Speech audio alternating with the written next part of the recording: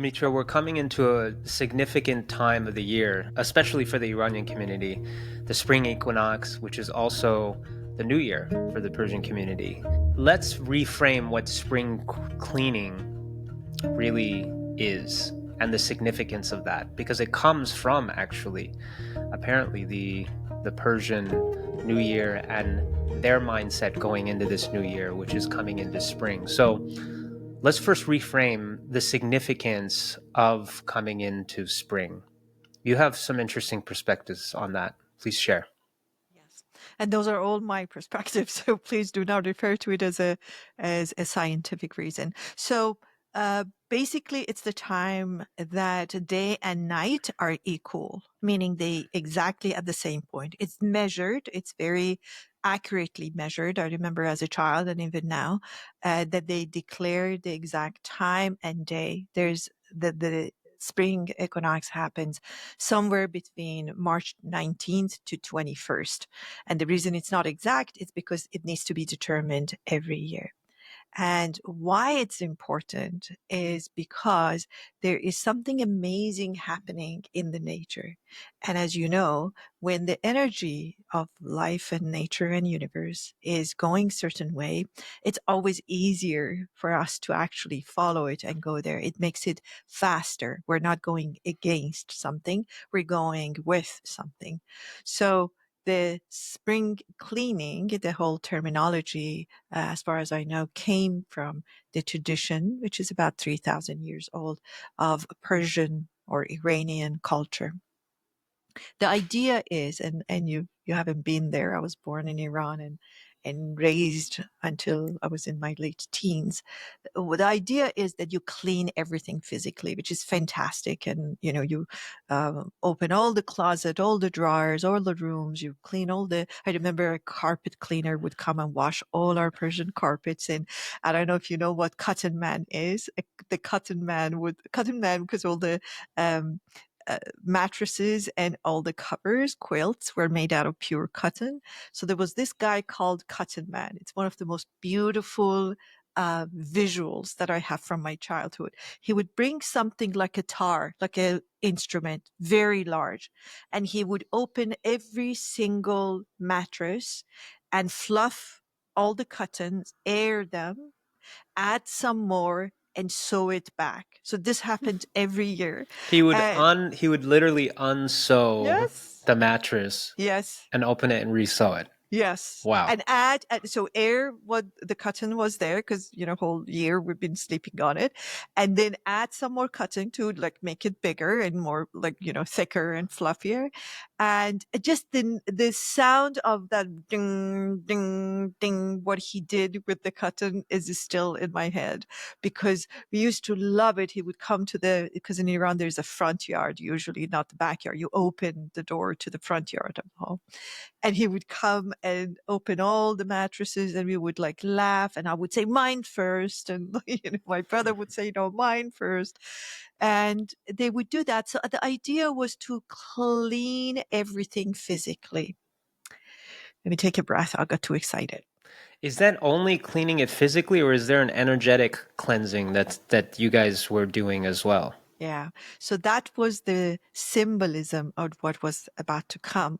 I remember clearly that my grandmother, as the elder of the family, she would pick up the phone and call every single person that had problem with other people. And then she would call the other person and say, it's the new year. It's Nowruz, which literally means the new day. I want you to, and she would almost like order them. It wasn't like a request. I want you to call this person there. You're supposed to go and visit them because usually the younger people go and visit the older person and then they return. So this is the funniest thing. Like I come and visit. No, you come and visit me because I'm older. And then like a day later, once all the visits to my home are done, then I'll come back and return to visit. But you have 13 days. We celebrate the new year, the Nowruz, the spring, arrival of spring for 13 days. So within that 13-day period, I would return your visit and we would just, celebrate together. It's the time of cleansing our emotional closet and personally cleansing our thoughts and the way we think about things, evaluating our beliefs and seeing what we need to, exactly like what we do with our closet. We take everything out to see what we have, and then we decide, this is too, this is not useful anymore. I'm going to give this one away. I'm going to throw this one away, and I'm going to buy something new that I don't have. So that's a symbolism for what we need to do with our hearts and our minds. And in our relationships. So it sounds like what your grandma was suggesting to people is to make amends as they come into spring. Yes. So don't carry resentments, don't carry anger towards people. Get those cleared up as you come in to the springtime.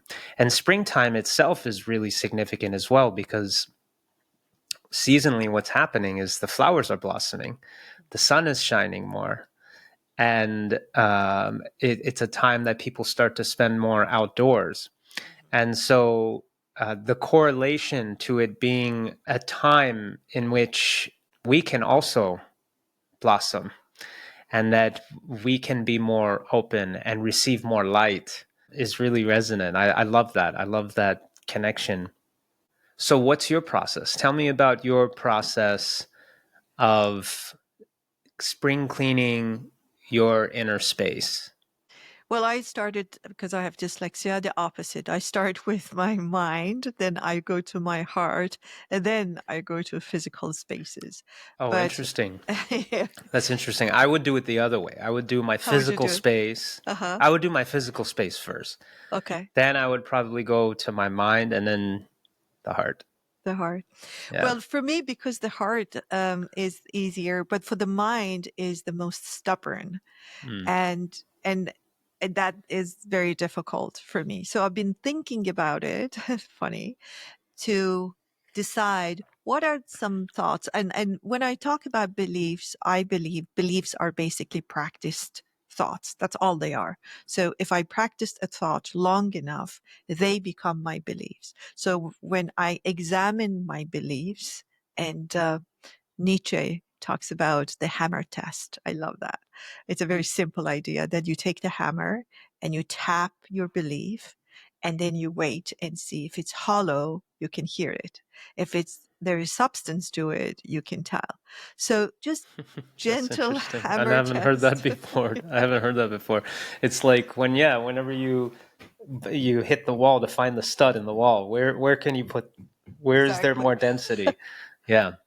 So I do that with my beliefs, and I catch myself when I say I've been writing down. I believe, and we say it all the time. I say it all the time. I believe, and I write it down. And so like, really, I don't know where I picked that one up, but it's a little bit hollow for me. So I've been just writing down in the past few days some like ideas, beliefs that I need to evaluate and see what it is that I want to let go. And that, because heart and mind are connected, that immediately for me opens my heart. So the Mm. moment I think, oh no, it's okay, this is fine. I thought it wasn't, but it's fine. My whole world, my whole heart opens to a completely different experience, or at least acceptance of experiences of others. So this rigidness that I hold thaws after winter Yeah. finishes, and I'm letting sun symbolically and sometimes literally to thaw away those beliefs that I solidified and protected so rigidly throughout the year. So it's a beautiful time, because I still remember the visuals of spring cleaning, that everything would come out. I mean, Hmm. literally our whole home came out to the yard, the Yeah. front yard, and then it got, put back or thrown out or cleaned, Yeah. and then put back. So, yeah. Yeah, I love that because the act of doing that, it puts you in that mindset. You're in Yes. that Yes. energy of cleaning and just evaluating what no longer serves you and letting go of those things. So the idea of actually physically going through the process, I love. I don't have my own home right now, but I'm gonna start doing that. Really, I'm gonna start doing that. I really think there's so much value in that. So you mentioned testing out to see which one of these beliefs are hollow, right? What Uh-huh. does that mean? A hollow belief? Does that mean that a belief for you? Does that mean that it's a belief that's ready to be let go of? It's one that has kind of lost its kind of grip on you, and but it's still there and it's lingering, and it's the most ready to be let go of. Is that how you define your hollow beliefs? Yes, and also there is no substance to it.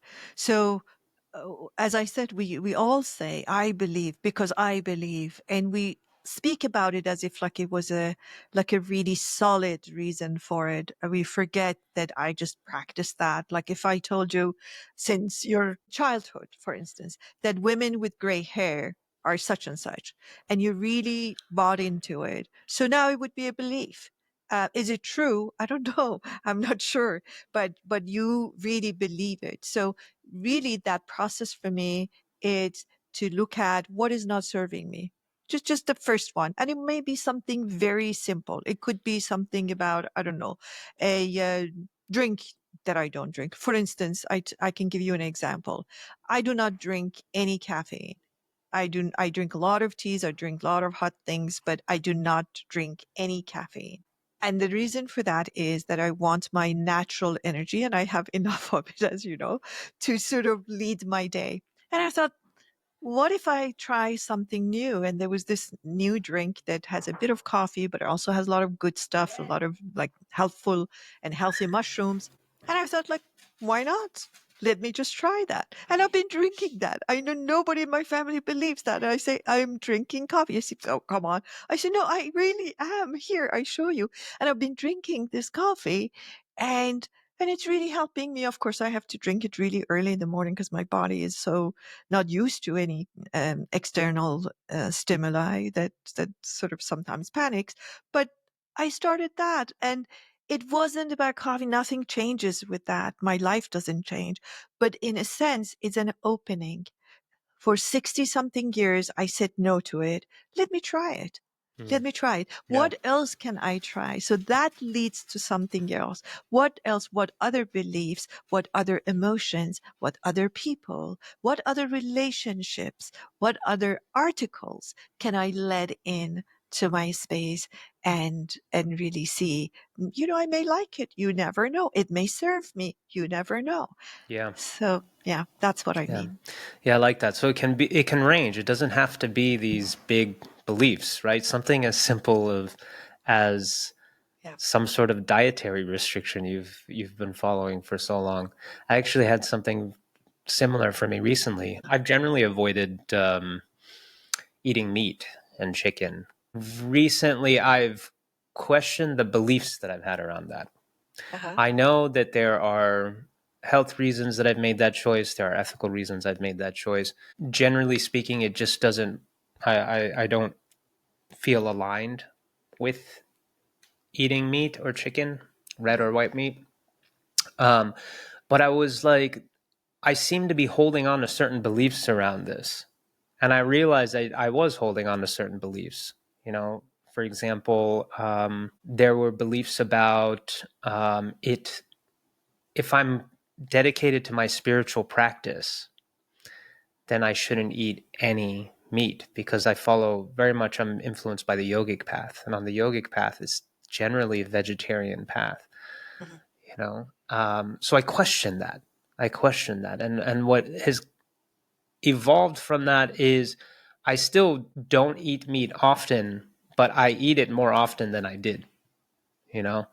So whereas every few months I would have some meat, now I've noticed it varies, but it could be every month or even multiple times a month, depending on what my body feels like it needs.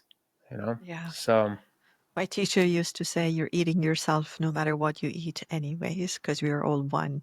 So I never forget that answer. I like that. And I thought, oh, he said, yeah, you're eating the lentil, it's the same. You're eating the cow, the same. You're eating yourself. We're all one, anyways. And yeah, it's an interesting idea, but nevertheless, he was a vegetarian. But I want to ask you a question about that. First of all, you said you're not in your space. It doesn't matter. I mean, I've been traveling many times around springtime and Persian New Year, Iranian New Year, and like just sort out your hotel room or wherever you're staying. It's about organization. It's about really going through it. It could be just your one suitcase Yeah. that you go through your suitcase and you say, okay, Yeah. I put this and I don't need that, and I let this one go, because that really triggers. It was a very, I mean, there's a lot of wisdom in it. No wonder it has, stayed and remained for 3,000 years, that you just start the process of really evaluation, Yeah. Yeah. and you look at how you're doing physically, emotionally, and mentally, and what you need to let go, what you need to keep, and what you need to let in. But tell me, because you said you started, like you would start the other way around. If you were to do that, what would be one thing, either from any of the categories, that you would let go of this year?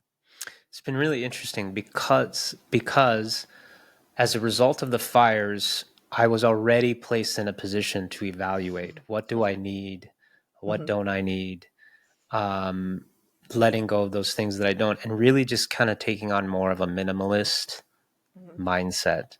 mhm, And every place I go, I actually have my own process of setting up the place and cleansing it energetically, but also organizing it in a way that feels good to me.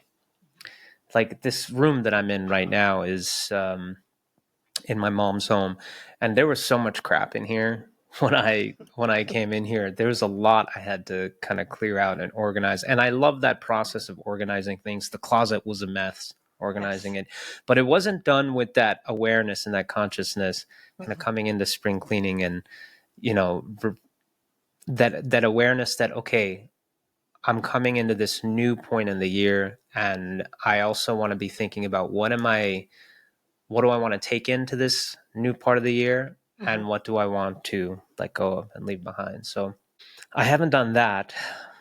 And so if I were to go about the process more consciously, mhm, which I will over these next few days, what would I look at?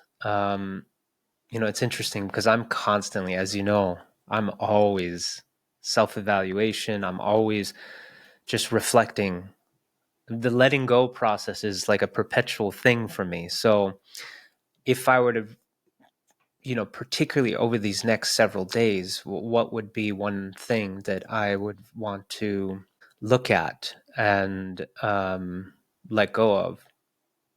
What has come to my awareness is that there's certain emotions that I've held on to for a long time that have become kind of background emotions that I've gotten used to. And they've just kind of become a part of my experience of life. And I don't know if I would define it as an emotion. For example, we talked about this before. There's this perpetual dissatisfaction that I experience with my romantic life, my relationship to romance. I've been looking at that particularly the last few days. I've acknowledged that some part of me is holding on to this perpetual dissatisfaction. Like it doesn't have to persist. There's mhm, some part of me that is clinging on to this. I'm holding on to certain beliefs. I'm also somehow my ego is like getting some sort of benefit or juice out of this. And I'm not super clear on what that is, but what is becoming clear is that it's a choice and that I have gone through most of my life believing that it's not a choice, believing that it's something that I have to deal with. Um, but that's not true. So I'm looking at that. And that is something as I go into these next, you know, 10, 13 days, I'm going to continue looking at and inquiring about and getting more clarity about what it is that I'm ready to let go of. Because right now it's kind of vague, mhm. right? What are the specific beliefs and what are and what am I getting out of it? And what is it that I'm letting go of? Yeah. Yeah, it does help. It does help when you're very specific, very helpful. So I decided, for instance, my daughters are coming to visit for the new year, and as a mother, especially a mother that, I was a single mother and raised my kids on my own. So I'm very responsible, or feel very responsible for them. And very specifically, I chose one state, and that is curiosity. And I thought, okay, I want to bring that in.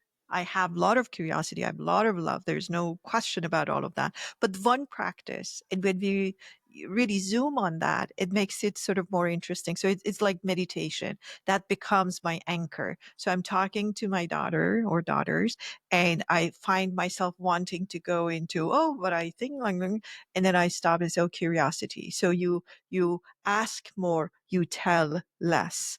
And that is a very clear state. I know how to be curious. I'm actually quite a curious person, but in that moment, I may not be curious. So when we pick one, and I invite you or our listeners to pick one state or one thing that they want to experience, either mentally or emotionally, or one area physically that they want to really, hone on and say, this is the area I want to really clear. That makes it more doable. And what is interesting is this: once that's done, all the other good things it's like they invite their relatives. When curiosity comes, awareness comes. When awareness comes, compassion comes. It's like they are made out of same energy. And that's why I said organizing it would be nice. And then you will see that you also want to throw out things, you also want to bring in things, you also want to share things. So yeah, more specific, the better. But I really am excited by what you said about your relationship to relationships, romantic relationships, because I think that's a big one for you. I've watched you and been a witness to how deep and how important and influential that is in your journey. So I'm really excited about that in your life for you. Yeah, appreciate that. And I just want to acknowledge that, these things are a spectrum. That's a big thing that I'm looking to address, right? That's a Yes. big one. And it's also one that I think I'm ready to Mm-hmm. address. And I think it's important that we acknowledge this, right? So, and I love your analogy of testing to see what is hollow, and Mm-hmm. that's what is like ripe to be let go of. And I Mm-hmm. think we want to acknowledge this because it could be small things, it could be bigger things. What's important is that we're ready to let go of whatever we're letting go of. I think sometimes, and I've been guilty of this in the past, is I've identified things about my inner experience or my experience of life that I've just been displeased about, and I wanted to get rid of it, and I was not ready for it. It was like a big thing for me, and I wasn't ready, and it led to frustration because I'm like, I want to. Let's take this example of my relationship to romance. Mm-hmm. It's not the first time that I've looked at this. Mm-hmm. I think there's a lot less of a charge now than there was before. Before it was like, I gotta deal with this. I gotta do something about this. This is not good. Mm-hmm. Those were not. It was not an appropriate time for me to let go of those things. So I guess, how can the listener, Mitra, determine what is ripe? You alluded to this a little bit, right? Mm-hmm. With some of the more simple things, some of the really low hanging fruits, right? But if Yeah. someone's wanting to address one of these kind of bigger aspects of their life, let's just say someone's relationship to money, that's a common one, right? Mm-hmm. They've Yeah. just perpetually struggled financially and they want to deal with it once and for all, right? They might not necessarily be ready right now to address that whole thing. Mm-hmm. And you did say getting specific, but let's narrow this down Mm-hmm. actually. So for someone who is, let's just say, dealing with that situation, how do they, or even the relationship situation, how do they make this more digestible and Right. and where they can actually see some progress? So the first thing is it serving me? It's a very, very simple question. So I tell you, oh, my relationship with money is like this. We've always been like that in my family. And usually we have a point of reference. We always do this. And then I'll stop and I see my energy with which I'm talking. That's the best one. Or the energy with which I'm thinking or doing. That's very much, a telling tale. And the other thing I wanted to say, which is very important, when we want to let go of something, we need to not see it as like letting go horrible, bad. Because the moment we do that, first of all, we're not honoring our own life, because anything that I'm doing in any way has obviously so far served me. And I wasn't ready to change it. But when I notice it, I actually honor it. I honor the fact that I have been, let's say in this case, I've been the mother who took care of everything. It served a purpose at certain time, but it doesn't anymore. I have two very independent, extremely strong and intelligent women as my children. So it doesn't work anymore. But I don't want to like discount it, or even something like what you are talking about with your relationship with romance. It protected you because you weren't ready. Had you gone into it and pushed yourself your way into a strong relationship, you probably would not have served your life or helped them to serve their own. So honoring is very important. It's not about bad and good, wrong and right. It's about what am I ready to let go? What is tense for me? And our body is very intelligent. What am I entangled with? What am I too contracting around? And that actually says, what am I worried about? That would be a good one. Though you probably asked yourself, what am I worried about? And probably romance came up, either being in it or not being in it, which, both ends worry us when something has not been resolved. So identifying it through your feelings and the way you speak about it, think about it, or feel about it. But more importantly, the how of it is that you don't make it bad and strong, get rid of, despite popular belief that in the 70s and 80s, like we were told to just like beat it up and throw it out and hate it. It actually doesn't work because those are very strong emotions, and anything that we spend our strong emotions around stay around. So it's just thank you. It's like a guest that has come and visited. It's like we're bringing this beautiful podcast to an end. I mean, is it good? It's very good. Does it need to come to an end? Yes. And they're not mutually exclusive. So thanking, honoring, and understanding that at certain time it either served me by protecting me or served me by protecting and serving them. But right now it's time for it to come. So identify it through your feelings and then very gently let it go and see how, if I let it go, it's just like me and my coffee. If I just have a little bit of a coffee, like I started drinking this much, how does that work for me? And I found the right amount, right volume, right whatever combo that served me. Anything more would have been too much. Anything less would not have made a difference in my life. So be very gentle with it and see it as a process and know that we are all work in progress. It's just, this is a wonderful time. It's a springtime.